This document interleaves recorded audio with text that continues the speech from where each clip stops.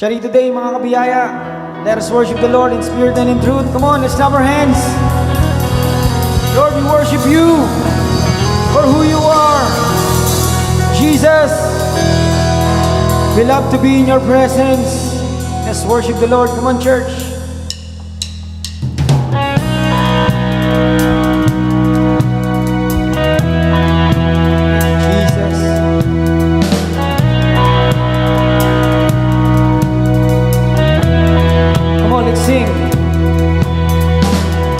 Standing here in your presence, thinking all the good things you have done, waiting here patiently just to hear your still small voice again. Holy, righteous, faithful till the end, Savior, healer, redeemer, and friend. I worship you for who you are. I worship you for who you are. I worship you for who you are, Jesus. Thank you, Lord.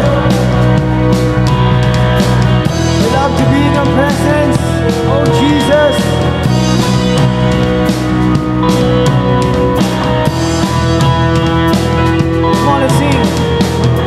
Standing here in your presence, thinking all the good things you have done, waiting here patiently just to hear your still small voice again.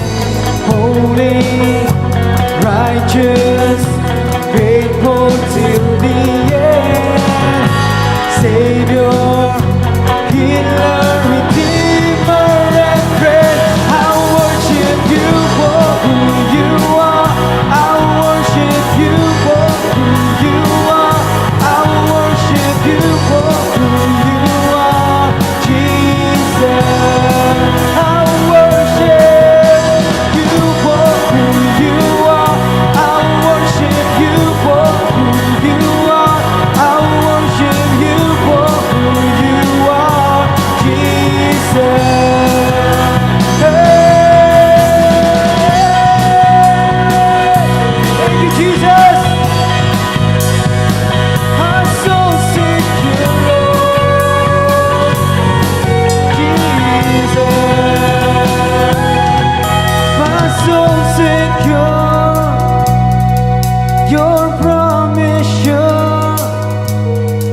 Your love endures always. Say my soul secures. Your promise sure. Your love endures always. Yes, Lord, my soul secure. Jesus, your promise sure. Your love endures always. My soul secure. Your promise sure. Your love endures always. Yeah, I will worship you for who you are. I will worship you for who you are. I will worship you for who you are, Jesus. I will worship. Thank you, Jesus. I will worship you for who you are. I will worship you for who you are, Jesus. Sing it again for the last time. Oh, I will worship you for who you are. I will worship you for who you are. I will worship you for who you are, Jesus.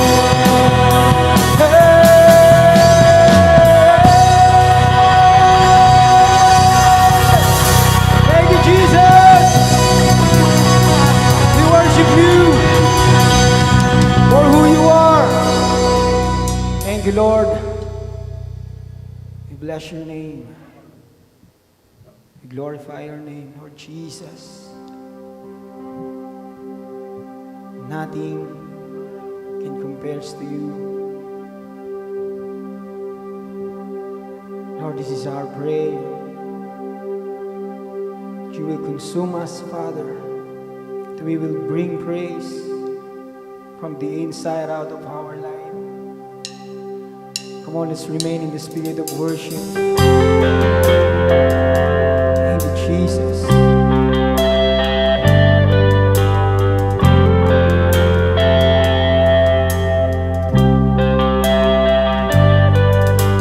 Lord, we worship you.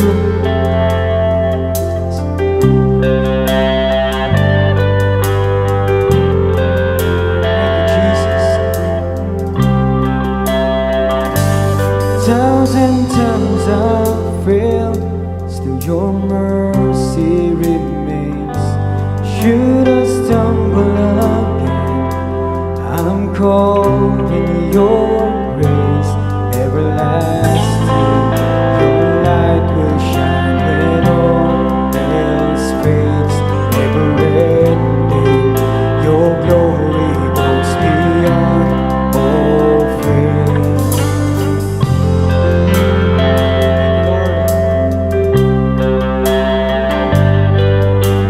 Above all else, Jesus, will above all else, my purpose remains. The art of losing myself in bringing you praise. Everlasting, your light will shine when all else fades. Never-ending, your glory goes beyond all faith. With my heart and my soul, I give you control. Consume me from the inside out, Lord.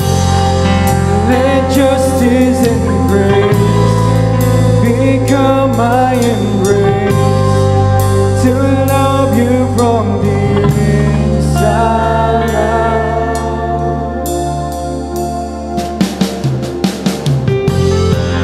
Jesus, Lord, we love you. Let your will be done, Lord.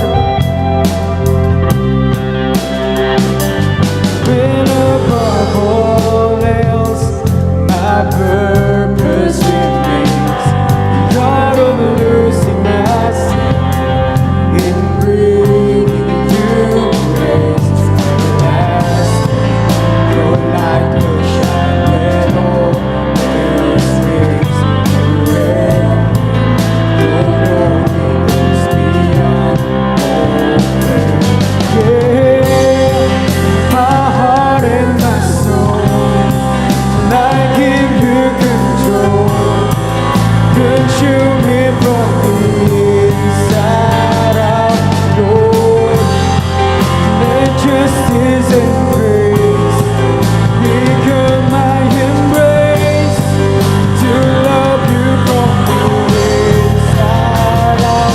Everlasting, your light will shine when all else fades. Never-ending, your glory goes beyond all faith. And the cry of my heart is to bring you praise from the inside out, Lord. My soul cries out, Lord. Our soul cries out to you. Our soul cries out to you, to you.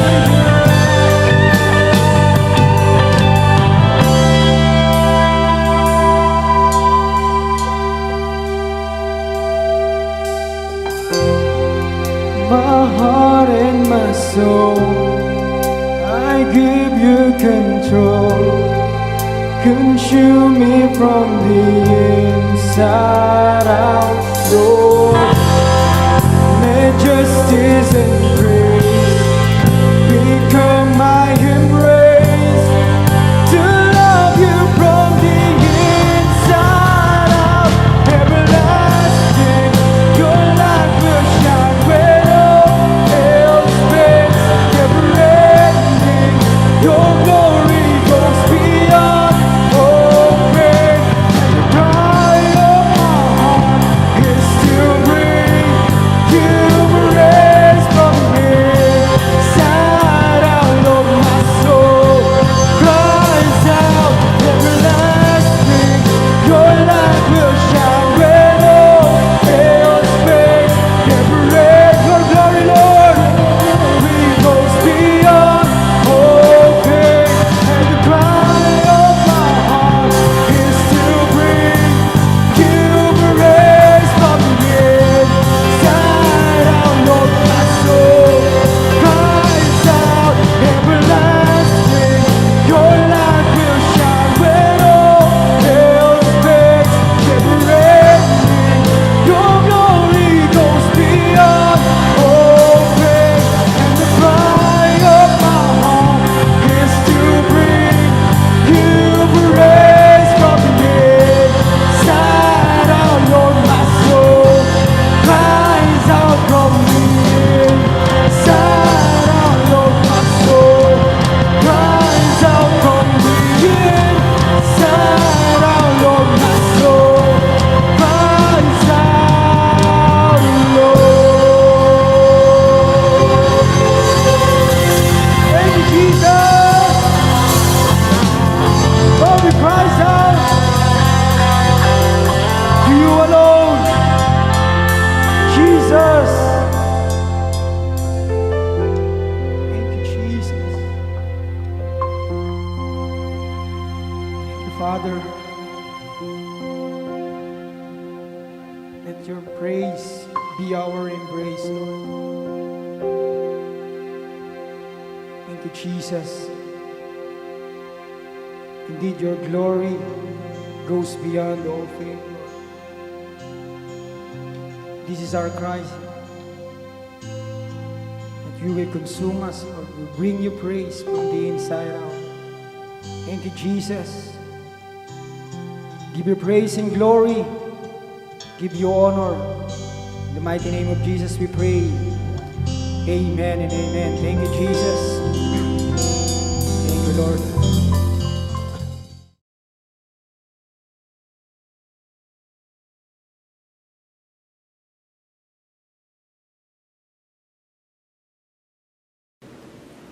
Charito, good morning, good afternoon, good evening mga kabiyaya. Anumang oras po nyo napapanood ang broadcast po na ito. Ako po si Bishop Emmy. Ito po ang worship online ng The Lord's Community at EMI Community. If you are watching this broadcast for the first time, please like and follow us on Facebook. Over 100,000 people follow us on Facebook. Please join us and experience the difference.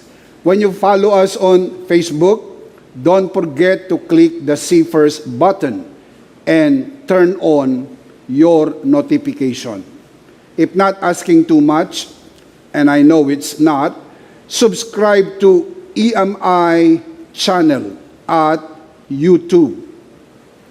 Please prepare your communion elements because at the end of this message, we will together do a communion. Together, we will declare the power of the finished work of the Lord Jesus Christ. As it is written, He was wounded for our transgressions, bruised for our iniquities. The chastisement of our peace was upon Him, and by His stripes we are healed. I believe today is your healing day. Together, let us declare the power of the finished work of the Lord Jesus Christ. Let me encourage you to worship the Lord with your offering. As it is written, honor the Lord with your wealth. Proverbs chapter 3, verse 9. At the latter part of this broadcast, we will let you know how you can easily give your offering. Palagi ko pong sinasabi ito sa inyo mga kabiyaya. Nang pagbibigay sa gawain ng Panginoon ay hindi pagbibigay ng kontribusyon, hindi donasyon, hindi ayuda, lalo't higit hindi pagbibigay ng limos. Ito ay pagsamba. Genesis chapter 22, the Bible calls it worship. Giving is worship unto the Lord. That is why we ask you to worship the Lord with your offering. You are not just watching a broadcast. You are worshiping the Lord with us. That is why we ask you to worship the Lord with your offering. And offering is part of your worship. The Apostle Paul writes, each man should give what he has decided in his heart to give, not reluctantly or under compulsion, for God loves a cheerful giver. 2 Corinthians 9:7. Just to let you know from our hearts here at EMI, thank you for giving to the Lord. Thank you for joining us today. Thank you for watching this grace-filled and life-changing broadcast. Much, much appreciated. Today, we are going to continue our series entitled The Bible Explains, Part 11. And we are discussing the signs of the end times, Part 3. What are the signs of the end times? And how does the Bible explain them? Last week, we started discussing this. We will continue our discussion today. Let's commit this first to the Lord. Let us pray. Our dearest Father in heaven, we are so very thankful for how you have gathered us today. Digitally though, but your presence is with us today. Thank you for the wonderful time of praise and worship. Thank you that weeping may last through the night, but joy comes in the morning. This is a beautiful day. This is a new day. We commit to you not only this day, but also every day of our lives. We commit to you this learning time. It is our prayer that everything that will be said and done today, only for the glory of your name and for the blessing of everyone. This we pray, Father, only in the name of your Son, our Lord and Savior, Jesus Christ, by the power of the Holy Spirit. And everybody would just simply say, Amen and Amen. When we talk about end time signs, we need to keep in mind that we are not talking about the rapture. The rapture requires no sign, whereas the second coming requires many prophetic signs. I have discussed this in detail in my latest and newest e-book entitled The Return of the King, the obvious differences between the rapture and the second coming. Whenever we talk about end time prophecies, end times discussions, we need to avoid the two extremes. Number one, exaggerate the signs and become presumptuous. Number two, ignore the signs and become neglectful. Mga kabiyaya, ingatan po natin na huwag po tayong matangay nitong dalawang extremes na ito. Yung extreme, on the other side, you exaggerate the signs. And the extreme on the other side is to ignore the signs. ito po ang dalawang extremes in the equilibrium of prophetic learning. Mag-ingat po sapagkat laging merong tendency na maging extremes when it comes to prophetic end-time learning. Look at the diagram again and let's see the two phases of Christ's second coming. Now, let me just stress the point. The Bible teaches there is only one second coming. And this second coming has two phases. So let me show you the two phases of the second coming of Christ.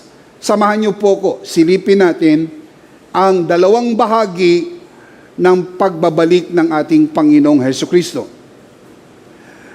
The first one is the return of the groom. The Bible calls it the rapture of the church.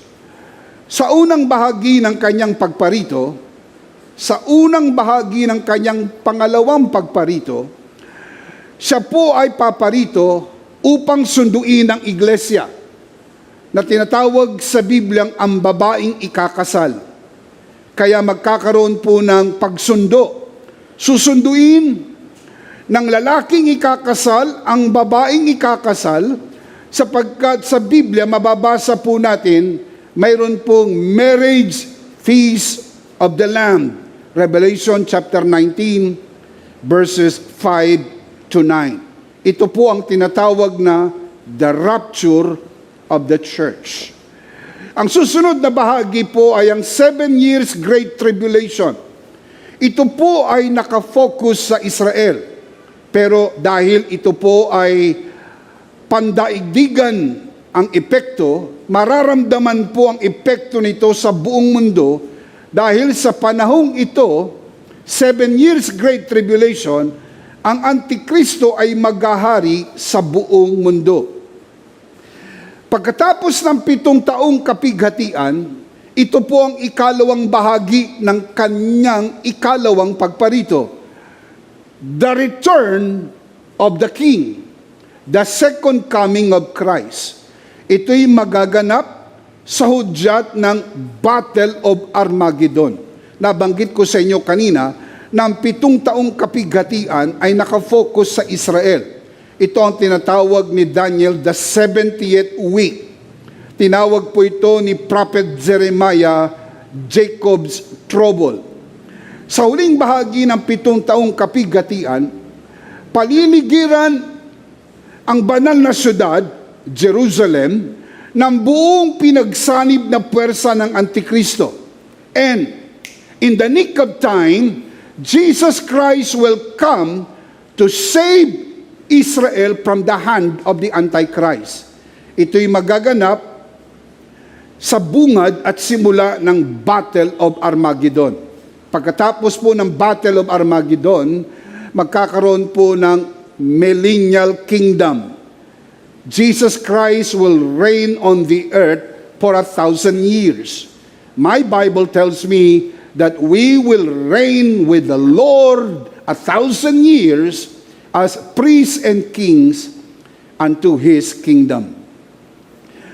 Talking about the end time signs, we cannot exaggerate. Keep in mind, we cannot exaggerate. We can only be faithful to the text. The Bible tells us, Matthew 24:36, no one knows the day and the hour of His return. Keep this in your mind, mga kabiyaya. No one knows the time, so don't waste your time trying to predict the time. Just be ready all the time because Christ could come at any time. Very well worded. I like that very much. Though it is true that we cannot know exactly the day and the hour of His return, the Bible tells us we can know the season of His return. Ang hindi lang natin maaring malaman ay ang eksaktong araw at oras. Pero pwede nating malaman ang kapanahunan or the season of His return. Itinulat ito ni Apostol Pablo sa babaeng nagdadalang tao o buntis. The Apostle Paul used the season of pregnancy for us to understand the sign of the end times. Let me show you the scripture. 1 Thessalonians chapter 5 verse 1 following verses. Now, brothers, about times and dates regarding to the rapture, we do not need to write you. Verse 2. For you know very well that the day of the Lord, referring to the day of the rapture, dahil ang context po ng 1 Thessalonians chapter 5 ay galing po yan sa 1 Thessalonians chapter 4 verse 16, 17, 18. Ang discussion po sa bahaging yon ay rapture. So ang context po ng pinag-uusapan ay the rapture. Again, verse 2, for you know very well that the day of the Lord, referring to the rapture, will come like a thief in the night. Verse 3, while people are saying peace and safety, destruction will come on them suddenly as labor pains on a pregnant woman. And they, referring to the unbelievers, referring to those people who are saying peace and safety, they will not escape. The second coming is like labor pains on a pregnant woman.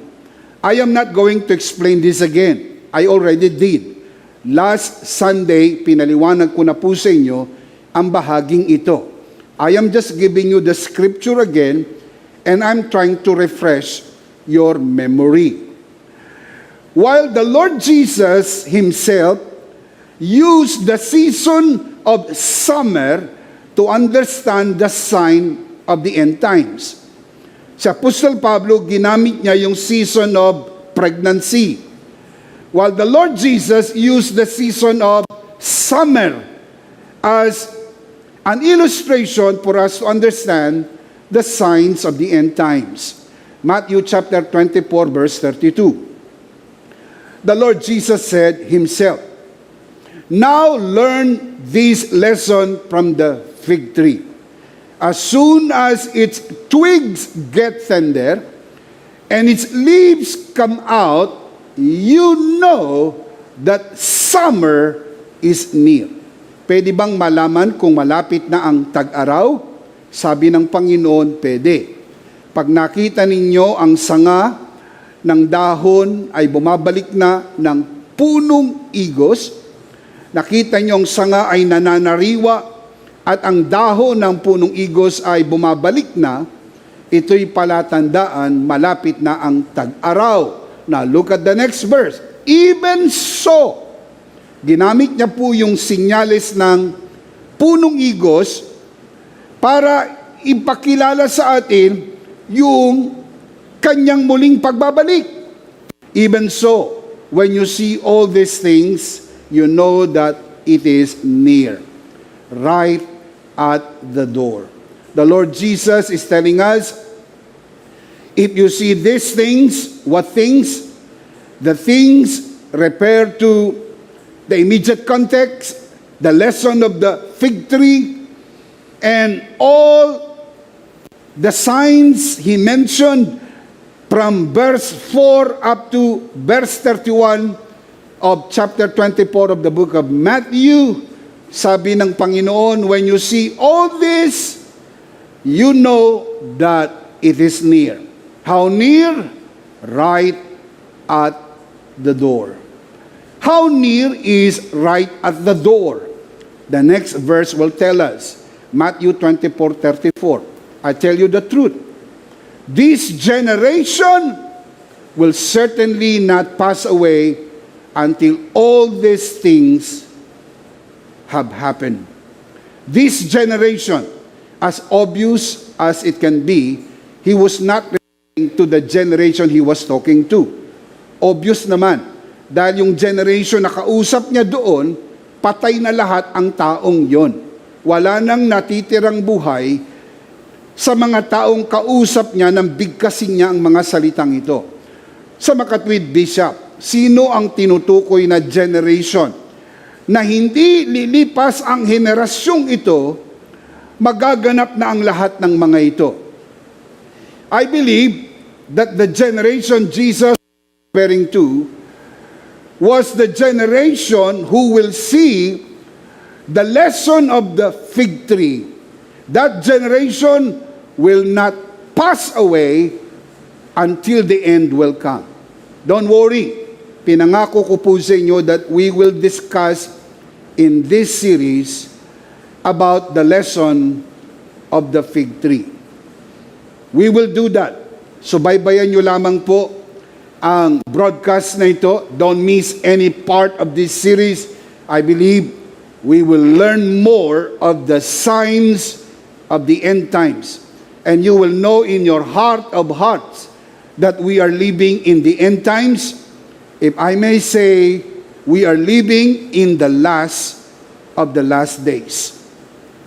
What are the signs of the end times? Last week we discussed the first one. Number one, spiritual deceit is getting worse. Now, let me say this. The worst deceit is the perversion of the gospel. No worse than this. Matindi ito. Napakahalaga po ng gospel.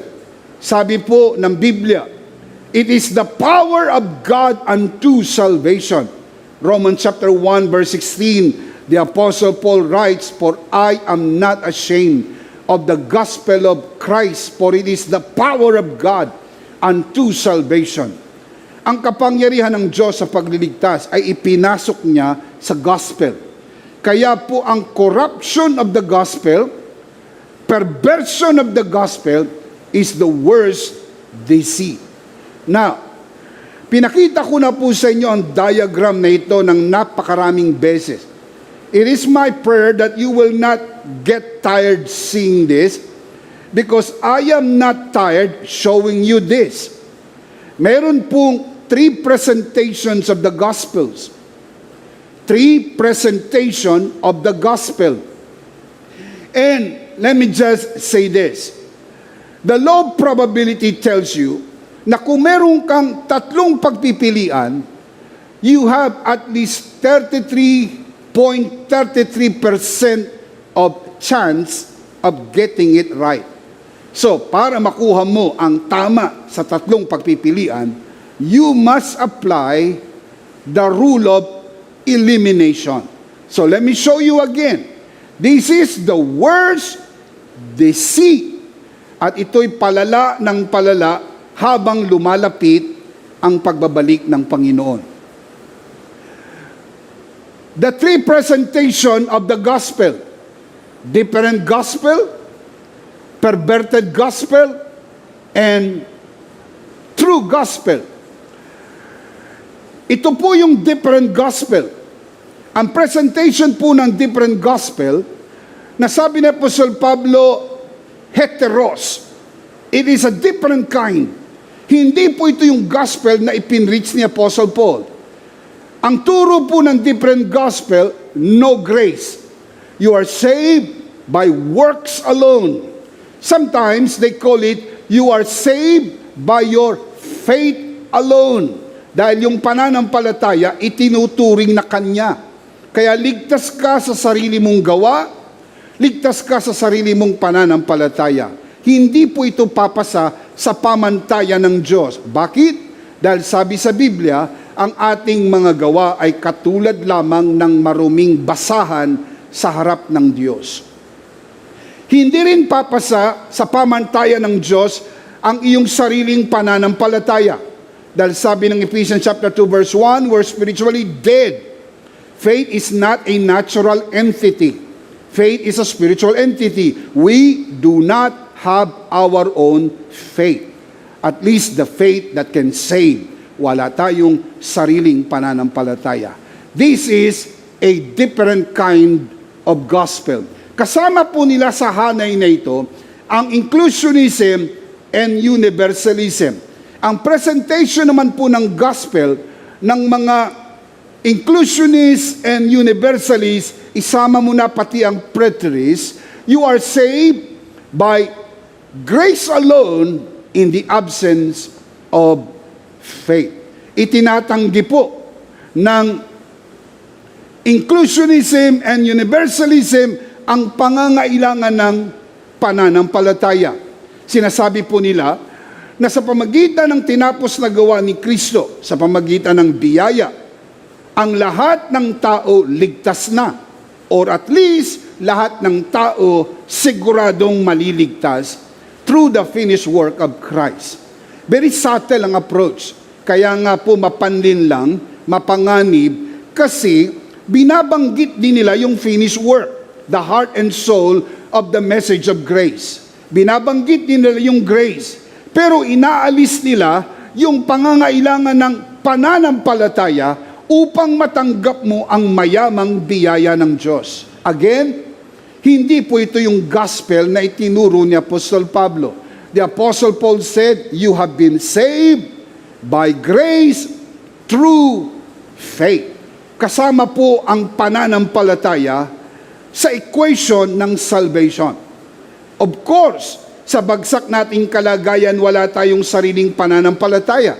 That is why you need to hear the gospel. Because hearing the gospel brings faith. And then when you receive faith, you will call on. And the Bible says, Romans 10:13, whoever calls on the name of the Lord shall be saved. Pero, yung alisin mo yung faith sa kabuuan ng equation, that is absolutely deceit. Yan po ay palala ng palala habang lumalapit na ang pagbabalik ng Panginoon. What can I say? This one is, it's wrong. Wrong, wrong. Now, kanina tatlo ang yung pagpipilian.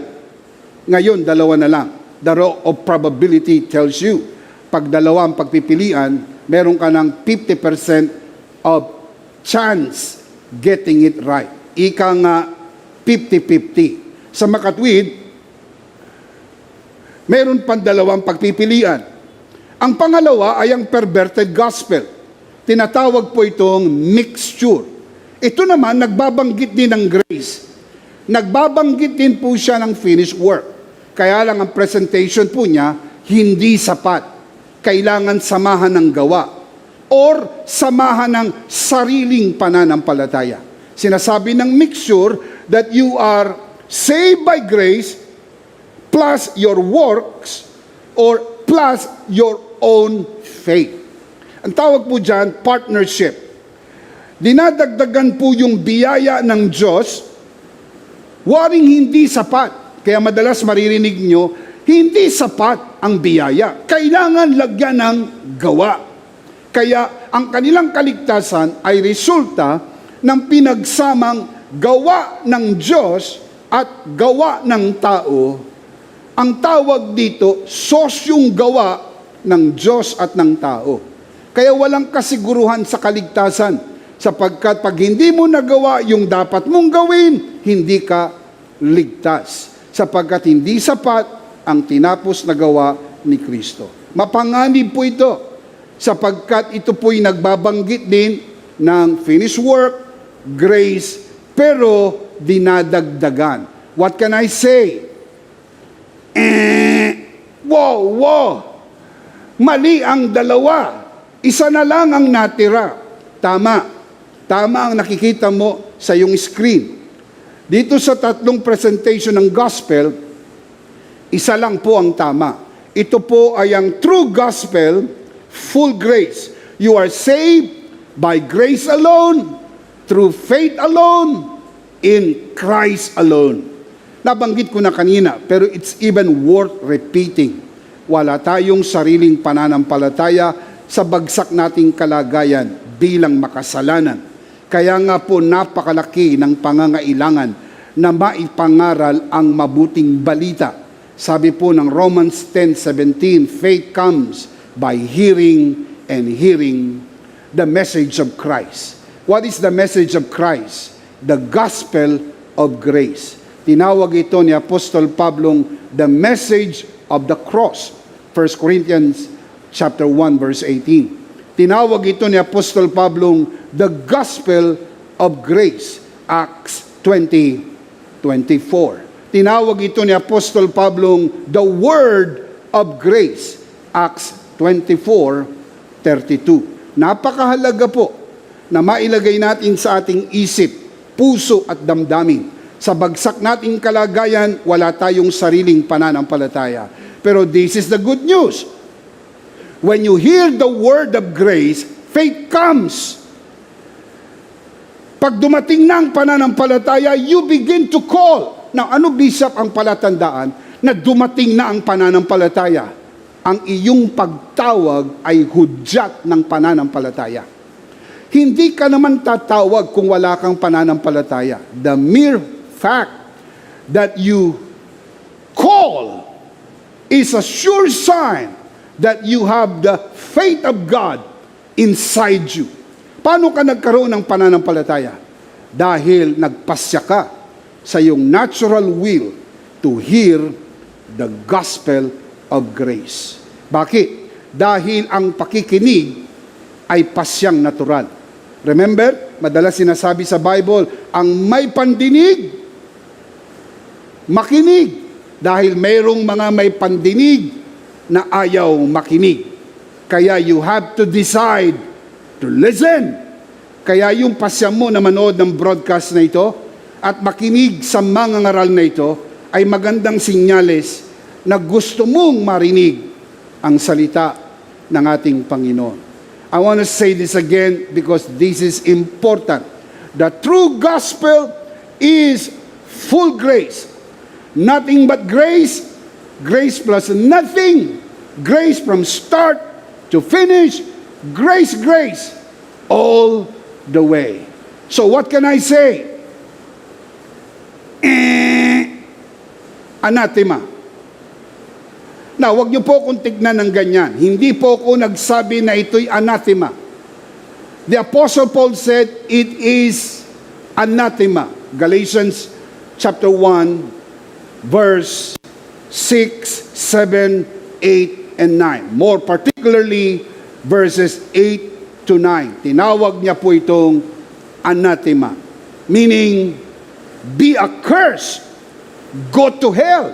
Why? The Apostle Paul said in flaming fire, taking vengeance on them that know not God, and to them that obey not the gospel of Christ.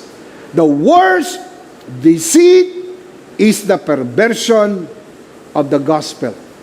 The worst deceit is the distortion of God's love, distortion of God's grace.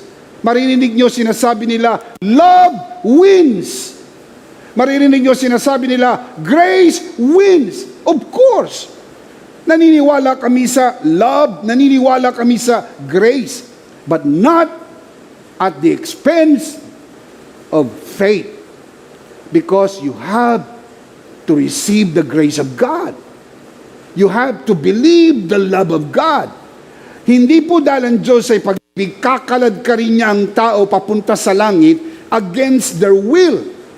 Basahin niyo po ang 1 Corinthians 13. Ang pag-ibig po ay hindi magaspang. Ang pag-ibig po hindi brusko. Kung ang Diyos ay pag-ibig, at dahil sa pag-ibig, kakalad ka rin niya ang tao papunta sa langit kahit ayaw ng tao, pag-ibig ba yan? Hindi po yan pag-ibig. Labag yan sa pag-ibig.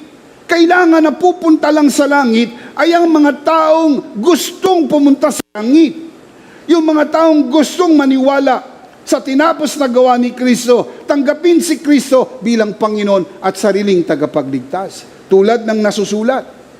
John chapter 1 verse 11 to 12. Siya'y naparito ng sariling kanya, hindi siya tinanggap ng sariling kanya, darapot ang lahat ng sa kanya ay tumanggap, binigyan ng karapatang maging anak ng Diyos. Sino lang ang binigyan ng karapatang maging anak ng Diyos? Yung tumanggap. Ano ba ang ibig sabihin, Bishop, ng tumanggap? Sa makatwid bagay, yaong sumasampalataya sa kanyang pangalan. Bakit kanyang pangalan?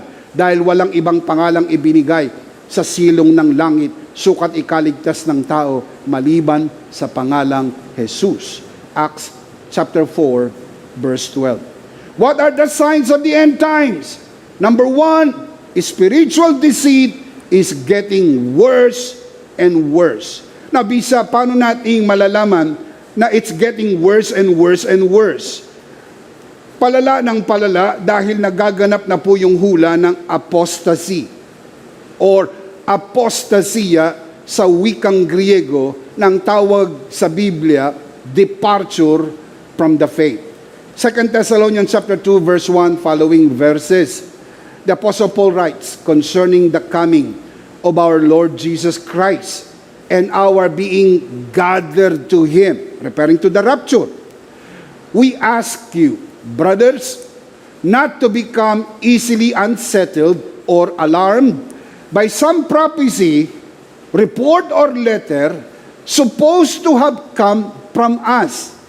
Look at the next line. Saying that the day of the Lord has already come. Noong unang panahon pala, meron na ring chismis na bumalik na ang Panginoon. Hindi bago tulad natin sa panahon ngayon. Yung chismis ng mga preterists na bumalik na ang Panginoon noong 70 AD, sabi na Apostol Pablo, huwag kayong magambala, huwag kayong maging unsettled, huwag kayong maging maalarma sa mga ganyang mga salita sapagkat hindi pa bumabalik ang Panginoon. Na paano natin natiyak? Look at verse number 3. Let no one deceive you by any means. For that day, what day? The day of the rapture. The day that we will be gathered to meet the Lord in the air. As the book of 1 Thessalonians as well as 2 Thessalonians tell us. Let no one deceive you by any means. For that day will not come unless the falling away. The Greek word there is apostasia. The falling away comes first. Then what? Then the man of sin, referring to the Antichrist, is revealed, the son of perdition. Hindi po lalabas ang Antikristo hanggang hindi maganap ang rapture. Kaya maraming nagtatanong kung sino ang Antikristo. Hindi ko po alam. Walang nakakaalam. Dahil lalabas lang ang Antikristo pag naganap na yung rapture. Aalis muna yung church. Pag alis ng church, tsaka lang po malalantad kung sino po itong man of sin or the son of perdition. The Bible calls him the Antichrist. Ang makakakilala lang sa kanya ay ang mga maiiwan sa rapture. Kaya po, hindi ko alam. Walang nakakaalam. Pero ito po ang clue. Hindi siya lalabas hanggang hindi mag-take place ang rapture. Another clue. Hindi magra-rapture hanggang hindi maganap yung pong apostasia. The falling away. Look at the verse. I'm not making this up. It's in the Bible. Look at the verse again. For that day will not come, the day of the rapture, unless the falling away, the departure from the faith, may mga aalis sa tamang paniniwala, at sila'y matatangay ng maling paniniwala, then when you are seeing this, you know that rapture can take place at any time. 1 Timothy chapter 4 verse 1, the Apostle Paul writes, Now, the Spirit expressly says, that in the latter times, referring to the last days, some, underscore that, some will depart from the faith. What is that? Apostasy. Sa Greek, apostasia. Giving heed to deceiving spirits and doctrines of demons. Yan po ang palatandaan ng malapit na pagbabalik ng Panginoon o palatandaan ng mga huling panahon. What are the signs of the end times? Number 1, spiritual deceit is getting worse and worse and worse. Number 2, Middle Eastern wars are escalating. I want to say that again. Middle Eastern wars are escalating. Hindi po lahat ng digmaan ay kaugnay sa end times. Not all wars are connected with the end times. Hindi po. Ang connected lang po ay ang mga Middle Eastern wars. Hindi kasama ang mga gerang nagaganap, maliliit na gerang nagaganap sa iba't ibang bansa. Hindi rin kasama yung gerang nagaganap sa pagitan mo at ng kapitbahay mo. Hindi kasama dyan ang Counter-Strike. Hindi kasali dyan ang Call of Duty. Ang kasali lang dito ay ang mga digmaang nagaganap sa Middle East. In short, kapag nakakabalita kayo ng mga digmaang nagaganap sa Middle East, yan po'y very alarming. Let me show you the verse. Matthew chapter 24, verse 6 to 7.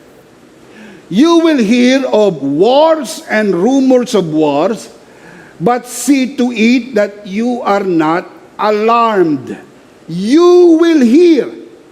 Who are the you? The people, the Israel. Makakarinig kayo ng balita tungkol sa digmaan, alingaw-ngaw ng digmaan sa kanila. Digmaan sa pagitan nila sa Middle East. Look at the next line. Such things must happen, but the end is still to come. Verse 7, nation will rise against nation and kingdom against kingdom. Why is this?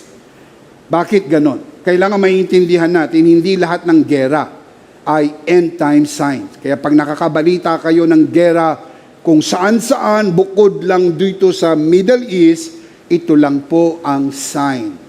The Middle East will be the center stage of the end time wars. Let me explain.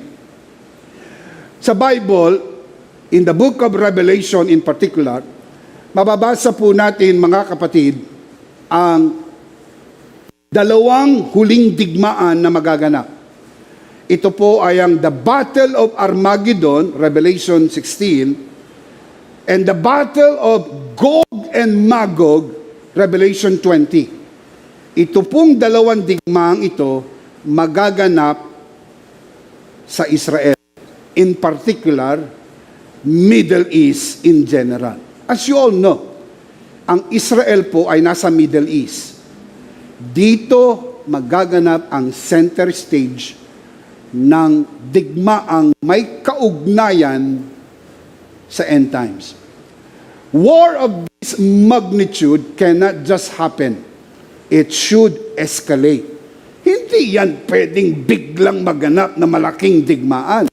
Siyempre, yung ganyang kalaking digmaan, nag-e-escalate po yan. Kaya in short, any international news about Middle Eastern war should alarm us. Let me give you an example.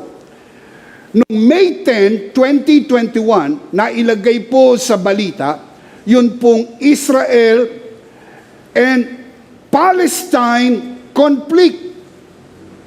Barely 4 months ago. Kailan lang? Ito po ay tumagal ng 8 days from May 10 to May 17, 2021. More than 200 people died. So ito po ay very alarming sapagkat ito po ay gera, pag-atake na nagaganap sa Middle East. Kaya ito po ang clue. Bantayan niyo po ang balita.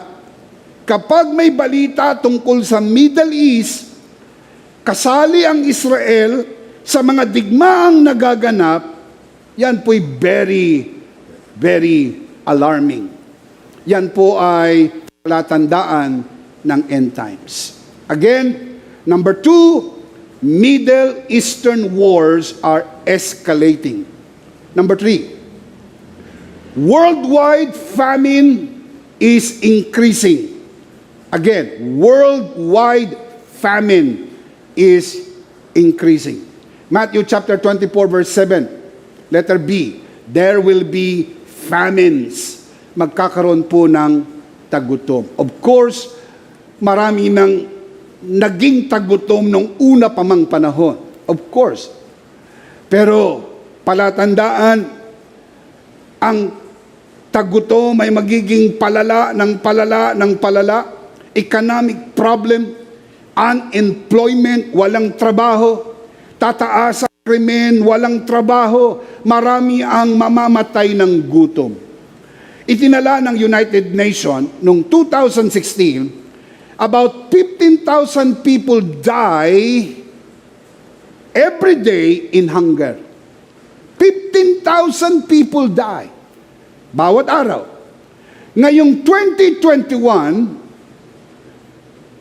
25,000 people die per day in hunger. Estimately about 9 million people per year ang namamatay sa gutom. And listen up, the numbers are increasing.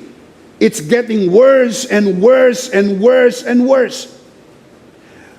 Sabi po sa report ng Oxfam International, 11 people die in hunger per minute, whereas only 7 people die per minute in COVID-19. Ano sinasabi sa atin ng impormasyon na ito? Mas matindi ang famine kaysa po sa COVID-19. Now, listen na. Hindi ko minamaliit ang COVID-19. Totoo po, marami ang namamatay. And ang aming puso ay nalulungkot sa mga mahal nyo sa buhay na namatay dahil po sa COVID-19. Ang aming panalangin ay kasama po para sa inyo at sa inyong mga mahal sa buhay. Pero hindi po COVID-19 ang pinakamalaking problema ng buong mundo. Ang pinakamalaking problema ng buong mundo ay famine. 11 people die per minute. Kaya bumilang ka ng 1 minuto, may 11 taong namatay. Dilat ang mata sapagkat namatay sa gutom. Famine is getting worse and worse and worse. This famine will lead us, or at least them, doon sa mga maiiwan sa rapture, this famine will lead them to the tribulation. Let me show you the verse. Revelation chapter 6 verse 6. Magaganap na po ito sa panahon ng tribulation. Ito'y mangyayari sa mga maiiwan sa rapture. Magaganap po ito pag nag-rapture na po, wala na ang church, wala na po tayo, ito pong tagutom na ito ay hahantong hanggang sa tribulation. Let me show you. Revelation 6:6, and I heard a voice from among the four livings say, a loaf of wheat bread or 3 loaves of barley will cost a day's pay. Isang tinapay ang halaga, isang araw na trabaho. Sobra po yan. Paano yung wala pong trabaho sa araw na yan? Na hindi ka po magkakaroon ng trabaho kung hindi ka magpatatak ng 666. Maraming mamamatay ng gutom. Kung ikaw ay may trabaho, makakabili ka, pero isang tinapay lang. Sasapat ba yan sa buong pamilya? Hindi. Kaya inaasahan natin, palala ng palala ang tagutom. Hindi masyadong ramdam po yan sa mga maunlad na bansa. Pero kung bubuksan mo ang iyong pahayagan, ito po'y nagaganap sa buong mundo. Dito po pumapasok ang kahalagahan ng katuruan tungkol po sa pagpapala at pabor ng Diyos. Kaya nga po ang aming paniniwala, kasama po sa tinapos na gawa ni Kristo, hindi lang tayo patawarin at iligtas at pagalingin, kundi paunlarin ang ating buhay. I believe that with all of my heart, that nang si Kristo'y namatay sa krus ng Kalbaryo, kasama niya po sa krus ng Kalbaryo dinala, hindi lang ang ating kasalanan, hindi lang ang ating karamdaman, kasama na rin ang ating kahirapan. Amidst this famine that is happening now, and it's getting worse and worse and worse, the Bible tells us that we who believe in the finished work of Jesus, we will enjoy plenty. Mararanasan natin ang kasaganaan, mararanasan natin ang kaunlaran, sapagkat ikaw ay charito, blessed, and highly favored. Batiin mo ang iyong katabi.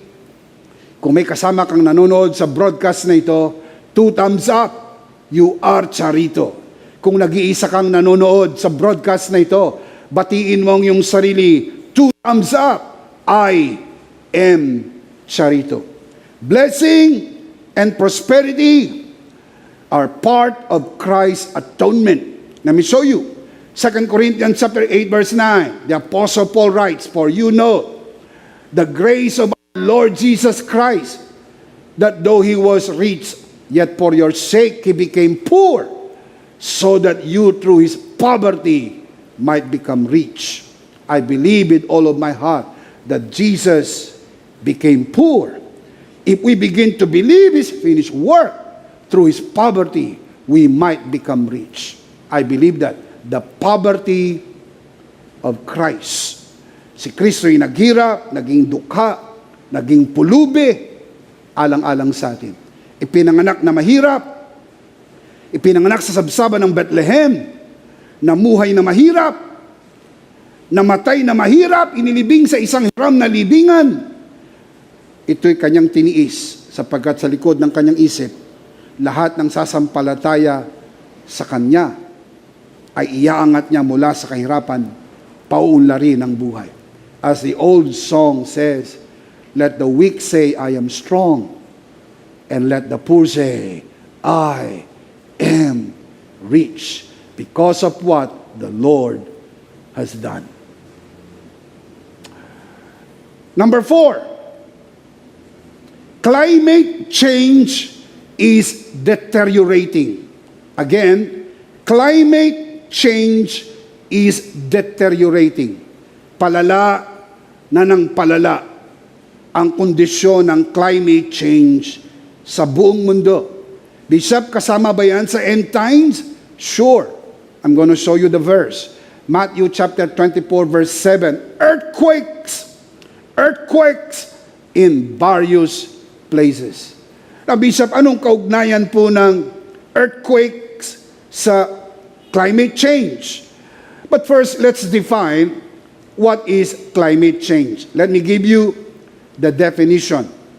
Climate change, it is a change in global or regional climate patterns attributed largely to the increased levels of atmospheric carbon dioxide produced by the use of fossil fuels. Ibig sabihin, nagbabago na ang temperatura ng buong mundo dahil nga po sa pag-abuso ng mga tao sa atin pong Mother Nature. In short, people abuse the Mother Nature, in effect, nagkaroon ng climate change. Nagbago na ang klima. May pattern po kasi yan eh. Pero nawawala na dun sa pattern. Kaya nakikita nyo, hindi na ma-predict ng mga scientifico. Yung po mga dating nagyeyelo, hindi na nagyeyelo. Yung mga lugar na hindi naman nagyeyelo na. Kasi nagkaroon ng change sa pattern.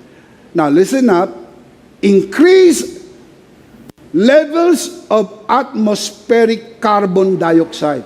Nasira po ang atmospheric condition ng Mother Earth. Dahil dito, nagkaroon po ng climate change. Let me put it in a more layman's term para mas madali magkakaintindihan. Let me give you another definition. Climate change is the long-term alteration of temperature and typical weather patterns in a place. Madali na intindihin yan. Nagbabago na yung mga panahon. Yung bagyo, mas malalakas na ngayon. Yung lindol, mas malalakas na. Tsaka mas madalas. Yun pong mga kaguluhan sa ating Mother Nature ay nagiging mas malala ngayon kaysa dati. Now listen up. Climate change triggers earthquakes, tsunamis, and volcanoes. Yan po sabi ng mga sayantipiko.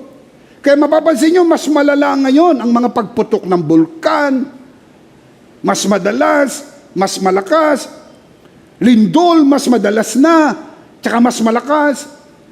Yung mga tsunamis, madalas na, tornadoes, mga natural calamities ay na-trigger dahil po yan sa climate change.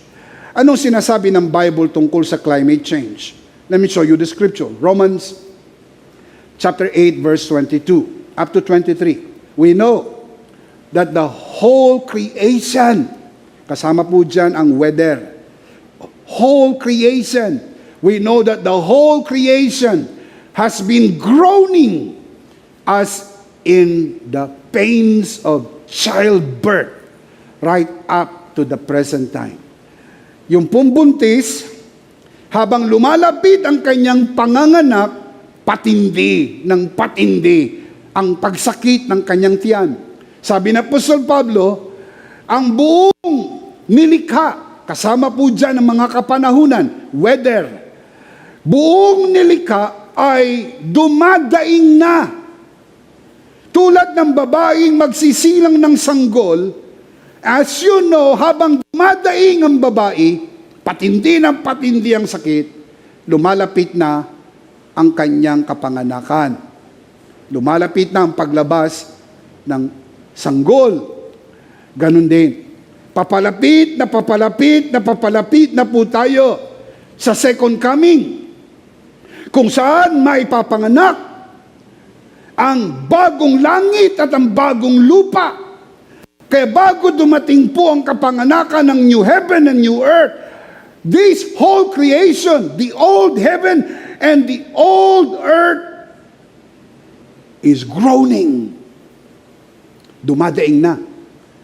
Naghihintay na ng kanyang katubusan. Look at verse 23. Not only so, but we ourselves who have the first fruits of the Spirit groan inwardly as we wait eagerly for our adoption as sons, the redemption of our bodies.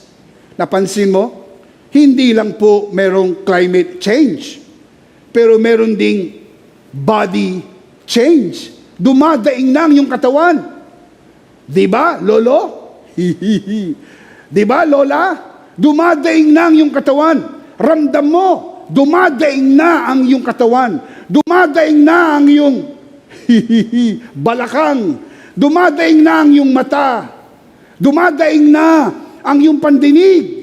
Dumadaing na ang iyong mobility, ang iyong pagkilos. Bakit? Sapagkat naghahanap na ng katubusan. Tutubusin ng Panginoon, hindi lang po ang ating katawan. Pinangako, bibigyan po tayo ng bagong katawan. Isang katawang niluwalhati, katulad ng katawan na tinaglay ng Panginoong Hesus nang siya'y muling nabuhay. Listen up. Magaganap po yan sa rapture at sa resurrection. Magkasunuran po ang resurrection at rapture. Dahil po sa resurrection, ang mga namatay na ay muling bubuhayin at bibigyan po sila ng glorified body. At yung mga buhay na aabutan sa pagtunog ng trompeta, buhay na aabutan, sila po'y babaguhin sa isang kisap mata. Katawang may kamatayan, papalitan ng katawang wala ng kamatayan, glorified body, and together, we will meet the Lord in the air. Sabi po ng Bible sa 1 Thessalonians chapter 4, verse 16 to 17. Kaya sabi niya, comfort one another with these words. Kaya kung ikaw ay may pinagdadaanan, matindi ang pinagdadaanan mo sa buhay na ito, merong kaaliwan na malaman malapit nang bumalik ang Panginoon. Kaya itong global warming, ito pong climate change, sign po ito ng end times. At asahan po ninyo, hindi yan malulutas ng mga sayantipiko. They will give their best shot, but they are not going to solve it. Hindi nila yan malulutas. Kasi it gets worse and worse and worse until the coming of the Lord Jesus Christ. Ang sabi ng mga preterists, lagi nila itong sinasabi, maririnig natin sinasabi nila ito, the world is getting better. May mga sermon pa nga silang ganyan eh. The world is getting better. Look up here. Listen to me. That is a religious lie. Are you blind? Bulag ka ba? Is the world getting better? Yo, kailan ka ba ipinanganak? Tignan mo nga ang panahon nung ipinanganak ka at panahon ngayon. Mas maigi ba ang panahon ngayon kaysa nung panahon dati? Hindi Hindi. The world is getting worse and worse in all aspects. Why? Because this is the sign that Jesus is coming very, very soon. Palala ng kondisyon sa lahat ng aspeto, sa kanyang kalikasan, sa kanyang pong ekonomiya, sa kanyang politika, maging sa relihiyon. Mas malala na po ang kondisyon ng relihiyon ngayon kaysa noong unang panahon. And more particularly when it comes to nature, when it comes to global warming, when it comes to climate change. Worse, worse, worse. The reality of global warming, the reality of climate change, the whole creation, the Apostle Paul said, is groaning for its redemption. Dumadaing ng mundo. Looking forward for the new heaven and the new earth. 2 Peter chapter 3 verse 13. But in keeping with his promise, what promise? The promise of the second coming, as stated in verse 3. In keeping with his promise, we are looking forward to a new heaven and a new earth, the home of righteousness. Ha ha ha! Woo-hoo! Praise God! New heaven, new earth, the home of righteousness. Huwag na huwag kang masiraan ng loob. Lalo tigit, huwag kang masiraan ng bait. Sa mundong ating kinalalagyan ngayon, hindi po ito forever. Meron pong bagong langit, meron pong bagong lupa na inilaan ng Panginoon para sa kanyang mga anak. Revelation chapter 21 verse 1. Then I saw a new heaven and a new earth. For the first heaven and the first earth had passed away. Wow! Lumipas na at lilipas na po ang lumang langit at ang lumang lupa. Kaya po kailangan maganap ang climate change. At ito'y palala ng palala ng palala habang lumalapit ang pagtunog ng trumpeta at mapa sa Panginoon na tayo magpakailan-kailan paman. What are the signs of the end times? Number 1, spiritual deceit is getting worse. Number 2, Middle Eastern wars are escalating. Number 3, worldwide famine is increasing. Number 4, climate change is deteriorating. Next week, we will continue our study. Don't miss the broadcast, because next week, I will share with you the mother of all end-time signs. Scholars believe this is the mother of it all, and they call it the super sign. Next week, I will share that with you. The big idea that I want you to remember, in Christ, I am always ready for His return. I want to say that again. In Christ, I am always ready for His return. Ang tanong ko sa iyo, kaibigan, na nanonood sa broadcast na ito, are you ready for His return? We do not want to end this broadcast without giving you the blessed opportunity to receive Jesus today and be saved. Get ready. Jesus is coming very soon. The only way you can be part of His second coming is for you to become a child of God. Nais mo bang maging anak ng Diyos? Nais mo bang tanggapin ang Panginoong Jesus sa iyong puso bilang Panginoon at sarili mong tagapagligtas? Sumunod ka sa panalangin ng pagtanggap. Manalangin tayo. Panginoong Jesus, ako po'y makasalanan. Hindi ko po kayang iligtas ang aking sarili. Ako'y mapapahamak ng hiwalay sa iyo. Narinig ko po ang mabuting balita. Ako po'y naniniwala. Tinatanggap kita sa aking puso bilang aking Panginoon at aking tagapagligtas. Salamat po, pinatawad mo na ang aking mga kasalanan. Salamat po, isinulat mo na ang aking pangalan sa aklat ng buhay. Sa pangalan ng Panginoong Hesus, Amen. Amen.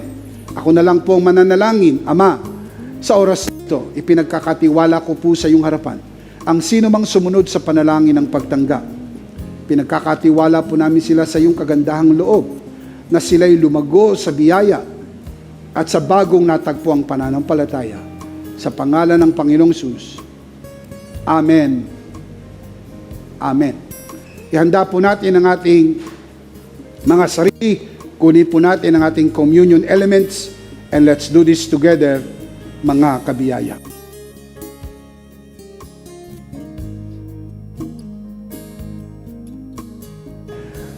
Let's do this together, mga kabiyaya.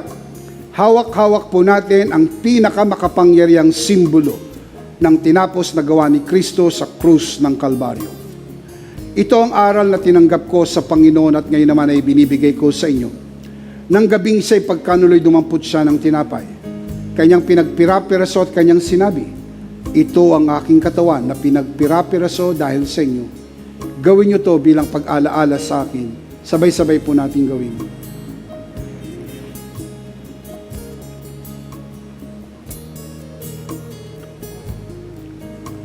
Gayun din naman matapos magapunan ay kanyang hinawakan ng saro at kanyang sinabi, ito ang saro ng bagong tipan na pinagtibay ng aking dugo. Gawin niyo to bilang pag-alaala sa akin. Sabay-sabay po natin gawin. Atin po itaas ang atin pong dalawang kamay at sumunod po tayo sa panalangin ito. Aming Ama, maraming salamat po sa aming Panginoong Hesukristo. Panginoong Hesukristo, maraming salamat po sa iyong banal na dugo na iyong itinigis sa krus ng Kalbaryo.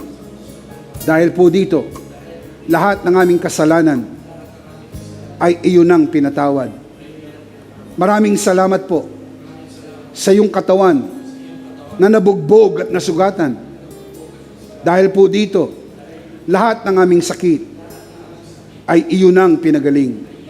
Gaya ng nasusulat sa iyong mga sugat, ako'y magaling na. Ako'y naniniwala, ako'y magaling na. Aking idinideklara, ako'y magaling na. Ako'y malusog, malakas, masigla, pinagpala, pinaburan, at mabubuhay ng mahaba. Sa pangalan ni Jesus, maraming salamat po, Banal na Espiritu, sa iyong kapahayagan sa mensahe ng biyaya. Sa pangalan ng Panginoong Hesus, Amen. Amen. Amen.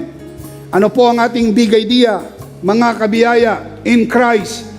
I am always ready for His return. Last of all, let me speak to your heart, mga kabiyaya.